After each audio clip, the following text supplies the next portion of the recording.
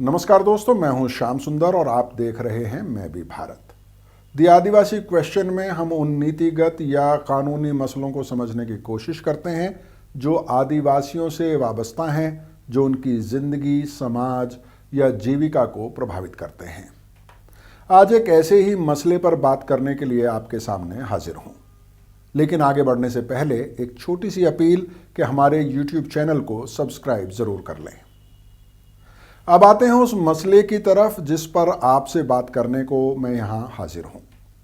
शुक्रवार यानी 3 फरवरी 2023 को सुप्रीम कोर्ट ने रिलीजियस फ्रीडम एक्ट की वैधता को चुनौती देने वाली याचिकाओं पर 7 राज्यों से जवाब मांगा है। दरअसल सुप्रीम कोर्ट के सामने एक याचिका है जिसमें कहा गया है कि देश के कम से कम 7 राज्यों के हाई कोर्ट में इस कानून से जुड़ी याचिकाएं लंबित हैं।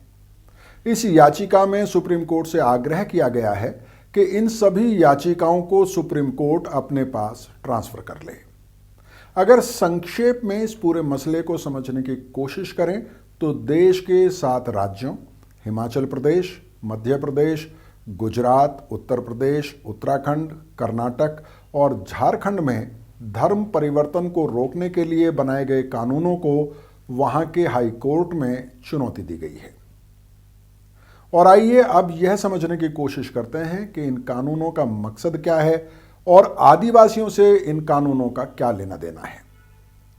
देश के अलग अलग राज्यों में धर्म परिवर्तन को रोकने के लिए बनाए गए कानूनों के मकसद और आदिवासियों से इन कानूनों का क्या लेना देना है, यह समझने से पहले आइए उन राज्यों की सूची देखते हैं जहां ये कानून बनाए गए हैं।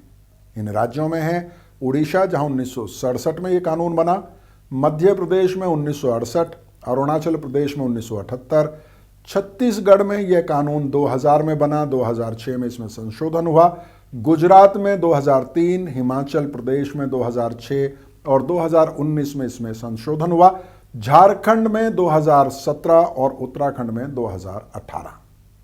देश के अलग अलग राज्यों में बने इन कानूनों का मकसद डरा धमकाकर या किसी तरह के लालच या प्रलोभन देकर धर्म परिवर्तन के कामों पर पाबंदी लगाना है। यह बात हम मोटे तौर पर इन कानूनों के मकसद के बारे में कह सकते हैं। लेकिन पिछले कुछ सालों में कई राज्यों ने धर्म परिवर्तन से जुड़े कानूनों में 2 धर्म के लोगों के बीच शादी के फैसले को भी इन कानूनों का हिस्सा बना दिया है। जिन 7 राज्यों के बारे में हमने आपको शुरू में बताया, वहां पर 2 धर्म के लोग अगर आपस में शादी करना चाहते हैं तो पहले उन्हें सरकार से अनुमति लेनी पड़ेगी। अगर वो बिना अनुमति के शादी करते हैं तो उस शादी को मान्यता नहीं मिलेगी। इतना ही नहीं, इस तरह के मामले में जेल और जुर्माने का प्रावधान भी रखा गया है। जी हां, आप सही समझ रहे हैं। तथाकथित लव जिहाद को रोकना भी इन कानूनों का एक मकसद बताया जाता है। अब यह सवाल मन में आना लाजमी है कि लव जिहाद तो हिंदू मुसलमानों का मामला है, इसमें आदिवासी कहां से आते हैं।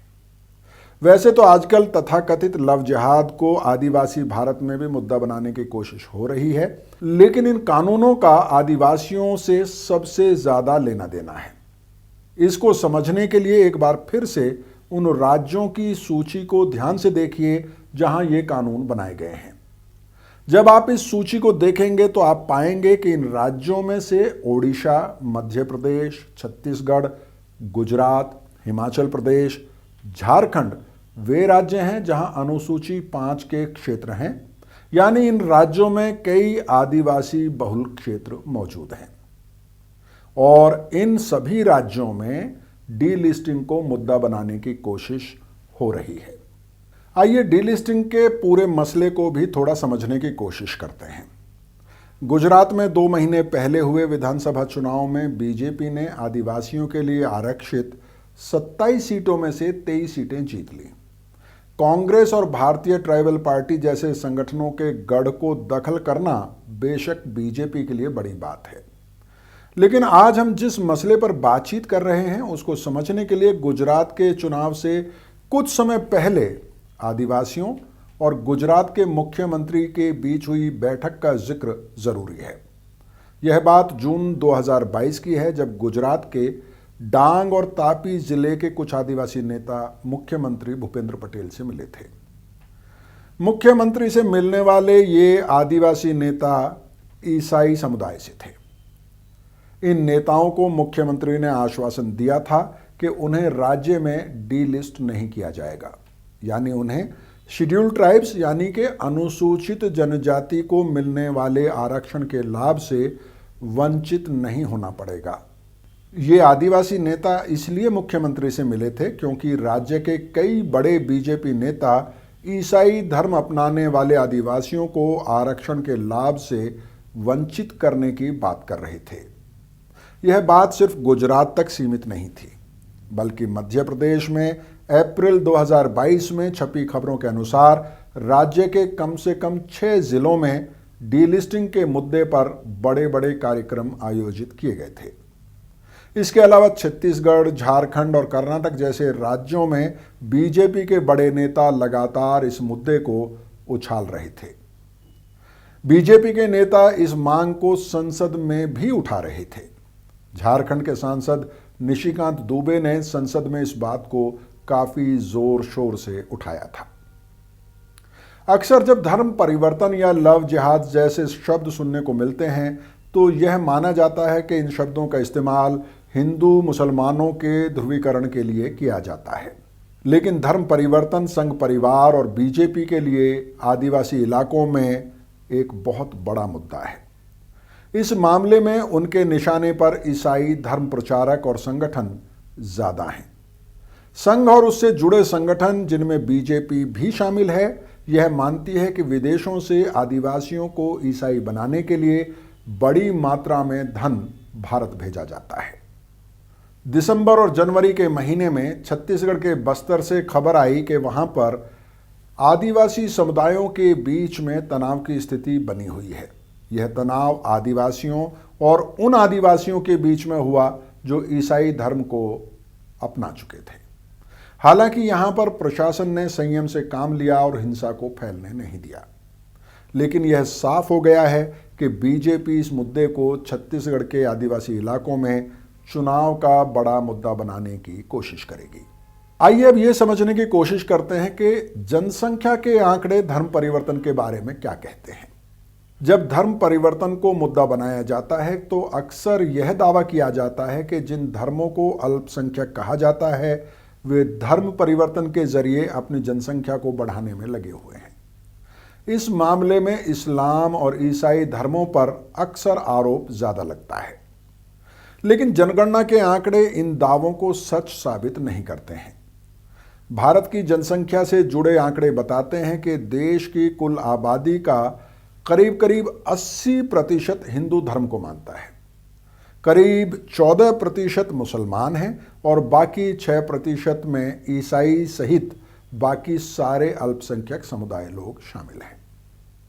भारत का संविधान सभी धर्मों के नागरिकों को एक ही नजर से देखता है। धर्म के आधार पर संविधान कोई भेदभाव भी नहीं करता है। यह बात भी सच है कि भारत में धर्म परिवर्तन होता रहा है।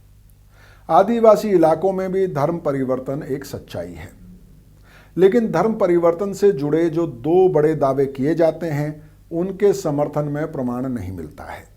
पहला दावा है कि आदिवासी भारत में लोभ लालच देकर या डरा धमकाकर धर्म परिवर्तन कराया जा रहा है। दूसरा दावा है कि एक दिन हिंदू जनसंख्या भारत में अल्पसंख्यक हो जाएगी। आदिवासी भारत में धर्म परिवर्तन से जुड़ा एक और सवाल पूछा जाता है कि अगर आदिवासी ईसाई या कोई और धर्म अपनाता है और उसे धर्म परिवर्तन माना जाता है और उससे आरक्षण छीन लेने की मांग की जाती है, तो फिर हिंदू धर्म को मानने वाले आदिवासियों के आरक्षण को कैसे जस्टिफाई किया जा सकता है। ये सब उलझे हुए और पेचीदा सवाल हैं। उससे भी बड़ा उलझा हुआ सवाल ये है कि कोई व्यक्ति या परिवार धर्म परिवर्तन करने का फैसला क्यों करता है, क्योंकि इस बात के प्रमाण तो नहीं ही मिलते हैं कि भारत में किसी का जबरदस्ती धर्म परिवर्तन कराया जा रहा है। धर्म परिवर्तन का कारण एक बेहतर जिंदगी की तलाश, शोषण से मुक्ति, या फिर कुछ और आकांक्षाएं भी तो हो सकती हैं। इन पेचीदा सवालों के जवाब कोई समाजशास्त्री ही दे सकता है। लेकिन उम्मीद है कि सुप्रीम कोर्ट धर्म परिवर्तन से जुड़े कानूनों की बहस को एक सार्थक मुकाम पर पहुंचा देगा। हालांकि सुप्रीम कोर्ट का कोई फैसला धर्मांतरण की बहस को थाम देगा, ये कहना या मानना मुश्किल है।